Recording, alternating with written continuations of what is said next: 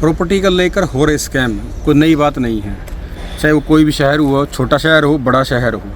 तो ये आजकल स्कैम्स जैसे ही प्रॉपर्टी के रेट्स बढ़ते हैं तो स्कैम्स होने और फ्रॉड्स होने स्टार्ट हो जाते हैं। ऐसा ही एक स्कैम खरखोदा में सामने आया कि एक मरे हुए आदमी की प्रॉपर्टी किसी को बेच दी गई, जिसमें तहसीलदार, नंबरदार और काफ़ी सारे लोग उसमें इन्वॉल्व थे और बाद में उन लोगों के खिलाफ FIR दर्ज हुई है।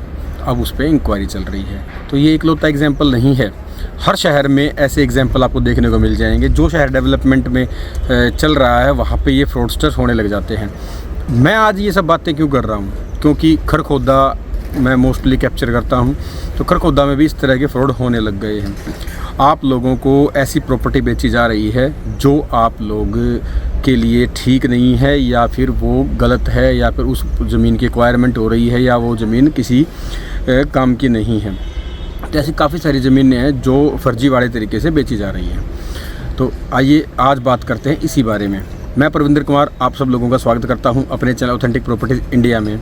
तो आज हम बात करेंगे हो रहे खरखोदा में स्कैम्स को लेके और क्या ये स्कैम्स हैं, और दूसरा एक मुद्दा जो मेरे सामने आया है वो है लोकल वर्सेस बाहरी का। आप लोकल लोगों से प्रॉपर्टी खरीदें या बाहर वाले लोगों से प्रॉपर्टी खरीदें, तो आज करेंगे इसके बारे में विस्तार से बातें। तो जुड़े रहिए हमारे वीडियो में, और चैनल को जो नए आए हैं सब्सक्राइब ज़रूर कर लें, लाइक करें, शेयर करें, और शेयर ज़रूर करें क्योंकि ये वीडियो सब लोगों तक पहुंचनी चाहिए ताकि लोग अवेयर हो जाएं और अपनी प्रॉपर्टी खरीदने से पहले और अपनी जीवन भर की जमा पूंजी लगाने से पहले सतर्क हो जाएं। आज से 2 साल पहले जब खरखोदा में मारुति की अनाउंसमेंट हुई, तब आसपास के इन्वेस्टर्स और आसपास के लोग बिल्कुल तेज़ी से खरखोदा की तरफ मूव करें और रेट यहाँ पे बहुत तेज़ी से उछाल कर गए। 2 साल पहले जो चीज़ें आपको, जो एग्रीकल्चर लैंड आपको 70 से 1 करोड़ रुपए तक मिल जाती थी, आज उसका रेट 6 से 7 करोड़ रुपए हो गया है। तो इसी तरह से हर जगह प्लॉट्स के दाम भी बढ़े हैं। जो नेक्स्ट्रा सिटी कभी 15 से 20 हज़ार रुपये गज में बिकती थी, आज वो 60 से 70 हज़ार रुपये गज में बिक रही है। तो रेट्स बहुत तेज़ी से मूव किए हैं। इसी तरह से खरखोदा के हर क्षेत्र में, चाहे वो लोकल हुआ, चाहे बाहरी हुआ, चाहे किसी ग्रामीण क्षेत्र हो, जो खरखोदा के आसपास के क्षेत्र थे, उन सब में प्रॉपर्टी के रेट्स काफ़ी तेज़ी से हाइक हुए। तो इसी सब को लेके यहाँ पे स्कैम्स भी बढ़ने लग गए। आए दिन कोई न कोई एक फ्रॉड की घटना दर्ज होती है या फिर सामने आती है। तो जैसे कि मैंने आपको बताया है कि क्या आप लोग भी स्कैम में फंस रहे हैं, क्या आप लोग इससे बच सकते हैं, तो आज का वीडियो सिर्फ इसी के लिए बनाया गया है कि आप लोग प्रॉपर्टी खरीदने से पहले उसका टाइटल देखने के लिए क्या क्या चीज़ें ज़रूरी हैं जो आप समझें और आप लोगों को ज़रूरी है।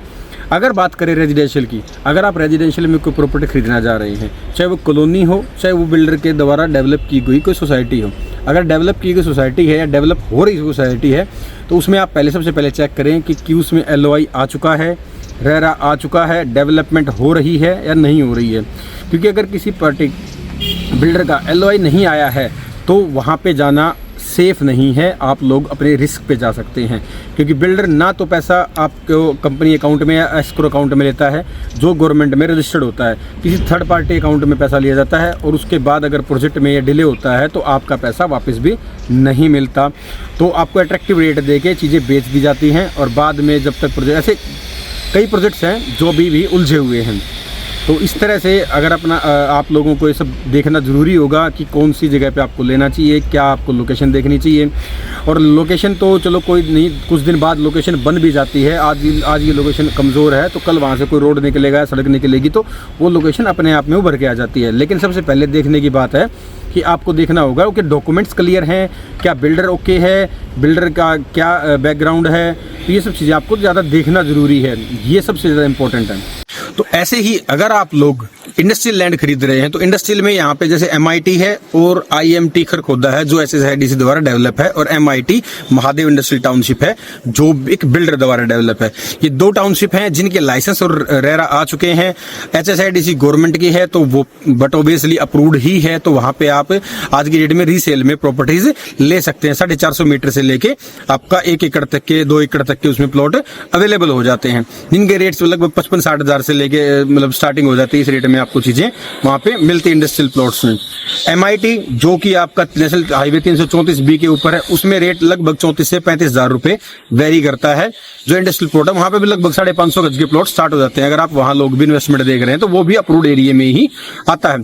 इसके अलावा ये सारी चीजें आपकी इंडस्ट्री की होगी। इसके अलावा आपको वो लैंड देखनी पड़ेगी जहां पे सीएलयू हो सकता है।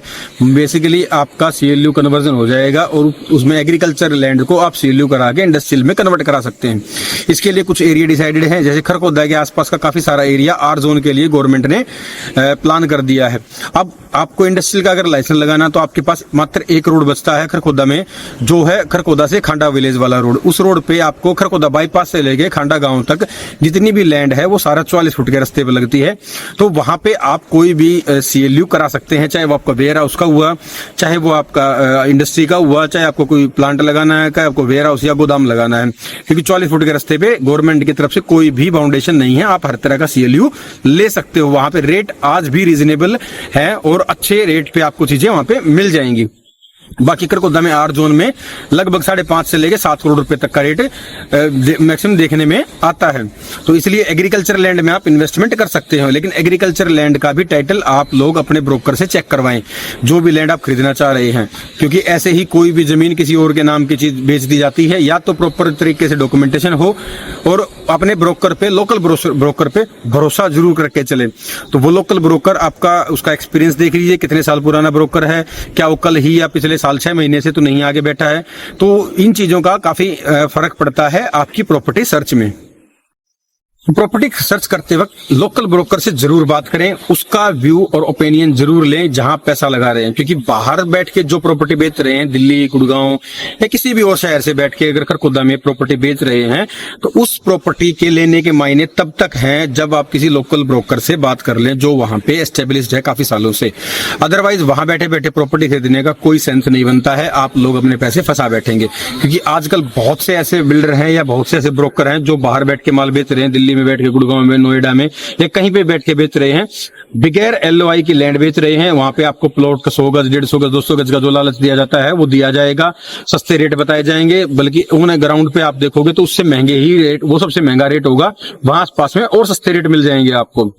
तो इस तरह के बहकावे में ना आए, तो बाहर के ब्रोकरों से थोड़ा सा बचें और लोकल ग्राउंड रिपोर्ट जरूर लें। तो बाहर बैठे बैठे अपनी डील क्लोज ना करें, ग्राउंड सर्वे जरूर करना चाहिए और आपको वहां की लोकेशन जरूर देखनी चाहिए, क्या वो लोकेशन फ्यूचर में बनेगी या नहीं बनेगी, क्या वहां पे बिल्डर का एलओआई आ चुका है, बिल्डर का रेरा आ चुका है। अगर एलओआई रेरा नहीं आया है तो हम आपको सजेस्ट करेंगे उस जगह पे आप प्रॉपर्टी ना खरीदें, चाहे वो कितने ही लुक्रेटिव रेट पे आपको मिल रही हो।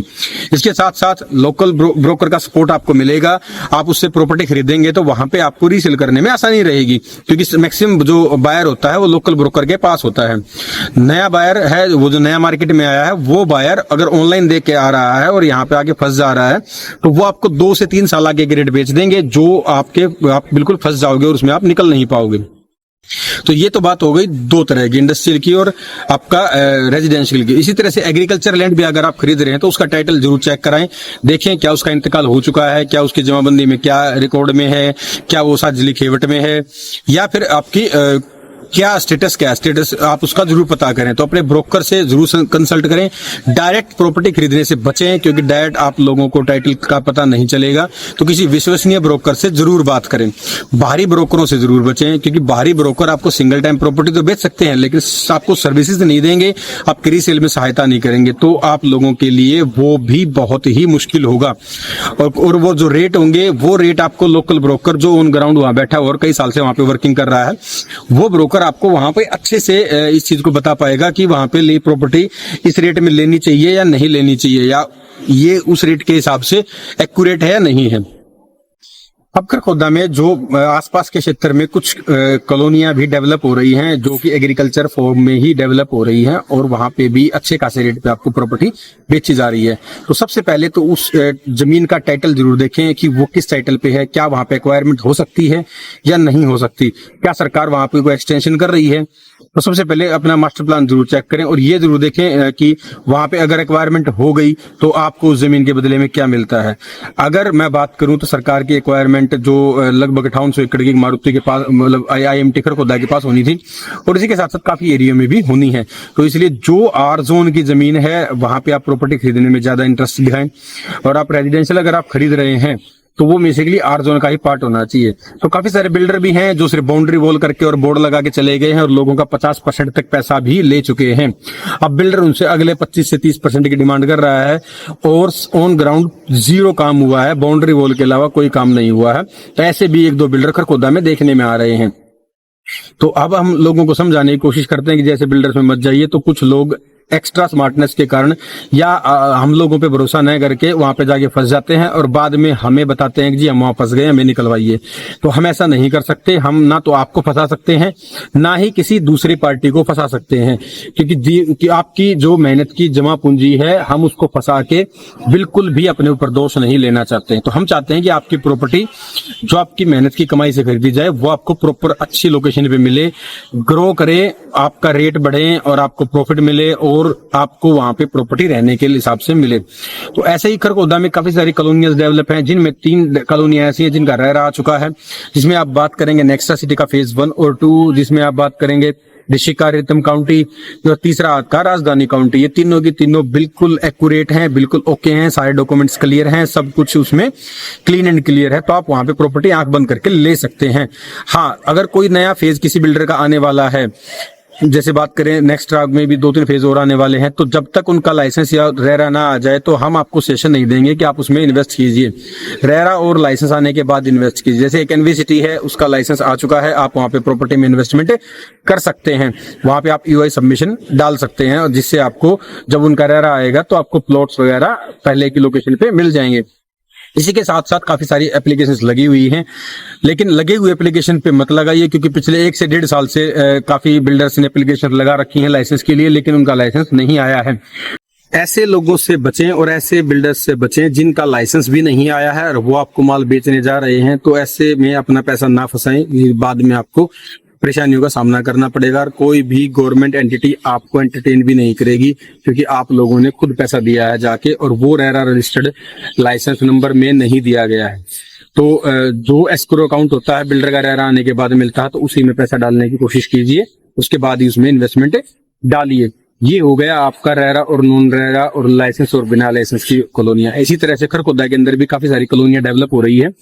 उन कॉलोनियों में भी अगर आप लोगों की रजिस्ट्री हो रही है, इंतकाल हो रहा है और गलियां चौड़ी हैं, अच्छी पक्की बनी हुई हैं, तो आप वहां पे भी प्रॉपर्टी ले सकते हैं। कई नई कॉलोनियों में जाने से पहले ये जरूर देख लें कि क्या वो लैंड क्लियर है, क्या वो एक्वायरमेंट में तो नहीं आ रही है, क्या सरकार का वहां पे कोई मास्टर प्लान में कोई रोड या फिर मास्टर प्लान में कोई एक्वायरमेंट का स्टेटस तो नहीं है। तो ये सब चीजें मैं आपको क्लियर करके बता रहा हूँ। तो ये सब चीजें आप जब भी प्रॉपर्टी खरीदें जरूर ध्यान रखें, क्योंकि ये सब चीजें बाहरी आदमी को बहुत कम पता होती है। तो इसलिए लोकल ब्रोकर से जरूर कंसल्ट करें, वो आपको इसके बारे में ज्यादा जानकारी दे पाएंगे। तो इसी आपको ये वीडियो कैसा लगा और आप लोगों के कुछ कमेंट हैं, कोई सवाल है, तो आप हमें नीचे पूछ सकते हैं। जो नीचे आपको नंबर डिस्प्ले हो रहा है, आप इस नंबर पे भी कॉल करके जानकारी ले सकते हैं और अपनी प्रॉपर्टी अगर आप कहीं खरीदना चाहते हैं तो आप इस नंबर पे संपर्क कर सकते हैं। तो मिलते हैं हम अपनी अगली वीडियो में। तो सतर्क रहिए, सावधान रहिए और जय हिंद, धन्यवाद।